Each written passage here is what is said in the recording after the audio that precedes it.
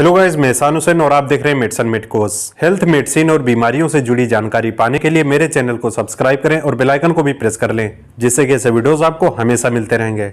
आज मैं बात करने जा रहा हूँ कोरेक्स टी सिरप के बारे में। ये सिरप क्या होती है, इसके क्या यूजेज होते हैं, इसके क्या डोजेज होते हैं, इसके क्या साइड इफेक्ट होते हैं और इसको लेने से पहले आपको क्या क्या सावधानी रखनी चाहिए, ये सब मैं बताऊँगा अपने इस वीडियो में, तो मेरे वीडियो को पूरा देखें। तो सबसे पहले जान लेते हैं कोरेक्स टी सिरप होती क्या है। ये सिरप एंटी एलर्जिक और एंटी टसिव होने के साथ साथ ये ड्राई कफ को ठीक करने के लिए एक बेहतरीन सिरप मानी जाती है। ये सिरप कई दवाओं का कॉम्बिनेशन होता है जिसका इस्तेमाल सूखी खांसी को ठीक करने के लिए किया जाता है। ज्यादातर मामलों में ये सिरप उन लोगों के द्वारा इस्तेमाल की जाती है जिनको रात में खांसी आने की वजह से नींद नहीं आती है। इस सिरप में कोडीन होता है जिसकी वजह से लोगों में नींद आती है। कोरेक्स टी सिरप आपको बिना डॉक्टर की एडवाइस के मेडिकल स्टोर्स पर नहीं मिलेगी, क्योंकि इस सिरप का इस्तेमाल कुछ लोग नशे के लिए भी करते हैं। तो बात करते हैं इस सिरप के कंपोजिशन के बारे में। इसमें कोडीन 10 mg पर 5 ml होता है और इसमें ट्राइप्रोलिडाइन 1.25 mg पर 5 ml होता है और इसको फाइजर प्राइवेट लिमिटेड के द्वारा बनाया जाता है। ये सिर्फ 50 ml, 60 ml और 100 ml की क्वांटिटी में मेडिकल स्टोर्स पर मिल जाती है। अगर आप कोरेक्स डीएक्स सिरप और कोरेक्स एलएस सिरप के बारे में जानकारी चाहते हैं तो मैंने लिंक डिस्क्रिप्शन में दे दिया है, आप उस लिंक पर जाकर उस वीडियो को देख सकते हैं। तो अब जान लेते हैं कोरेक्स टी सिरप के यूजेस के बारे में, इसके क्या क्या यूजेस होते हैं। जैसा कि मैंने बताया, इस सिरप का इस्तेमाल सूखी खांसी को ठीक करने के लिए किया जाता है और इसके साथ ही इस सिरप का इस्तेमाल एलर्जी में किया जाता है। नॉर्मल सर्दी जुकाम में इसका इस्तेमाल किया जाता है। जिन लोगों को रात में ज्यादा सूखी खांसी आती है, वो खांसी की वजह से सो नहीं पाते हैं, तो ऐसे लोगों को भी कोरेक्स टी सिरप दी जाती है।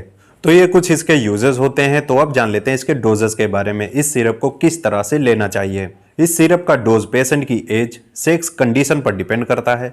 अगर कोई पेशेंट अडल्ट है तब उसका जो डोज होता है 5 to 10 ml दिन में 2 बार या फिर दिन में 3 बार गुनगुने पानी के साथ लेना चाहिए।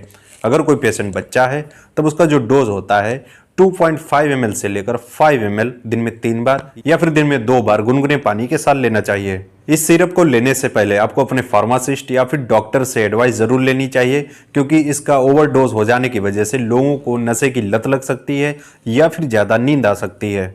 इसीलिए इस सिरप का इस्तेमाल बहुत ही सावधानी पूर्वक करना चाहिए और बिना एडवाइस की अपने आप मेडिकल स्टोर्स पर इस सिरप को नहीं लेना चाहिए। अगर आप किसी भी तरह की बीमारी या फिर दवा के बारे में जानकारी चाहते हैं तो आप मुझसे संपर्क कर सकते हैं। तो अब जान लेते हैं कोरेक्स टी सिरप के साइड इफेक्ट के बारे में। इस सिरप को लेने से लोगों को क्या क्या साइड इफेक्ट हो सकते हैं। वैसे तो इस सिरप के ज्यादा कुछ खास साइड इफेक्ट नहीं होते हैं, लेकिन फिर भी लोगों को नॉर्मल साइड इफेक्ट हो सकते हैं, जैसे कि चक्कर आना, ज्यादा सुस्ती लगना, नींद आना। अगर इस सिरप को कोई ओवरडोज ले लेता है तो बेहोशी की कंडीशन भी हो सकती है और इसके साथ ही इस सिरप को लेने से लोगों की धड़कन बढ़ जाती है। इस सिरप को लेने से नौजिया एंड वोमिटिंग यानी कि मितली और उल्टी भी लग सकती है। कई लोगों में कब्ज की शिकायत देखी जाती है, पेट में दर्द हो सकता है, इंडाइजेशन हो सकता है यानी कि बदहजमी हो सकती है। कुछ लोगों को इस सिरप को लेने से खुजली हो सकती है, स्किन पर लाल चकत्ते आ सकते हैं, धुंधला नजर आने लगता है और मुंह सूखने लगता है। तो इसके ये कुछ कॉमन साइड इफेक्ट होते हैं जो लोगों में देखे जा सकते हैं। तो अब जान लेते हैं इस सिरप के कॉन्ट्राइंडिकेशंस के बारे में, किन लोगों को इस सिरप का इस्तेमाल नहीं करना चाहिए। जैसा कि मैंने बताया, इस सिरप को लेने से ज्यादा सुस्ती आ सकती है, नींद आ सकती है, चक्कर आ सकते हैं। इसीलिए इस सिरप को ड्राइविंग करते समय या फिर कोई हैवी वर्क करते समय नहीं लेना चाहिए। अगर किसी व्यक्ति को किडनी डिजीज है, लीवर डिजीज है या फिर हार्ट डिजीज है तो ऐसी कंडीशन में भी इस सिरप का इस्तेमाल सावधानी पूर्वक करना चाहिए।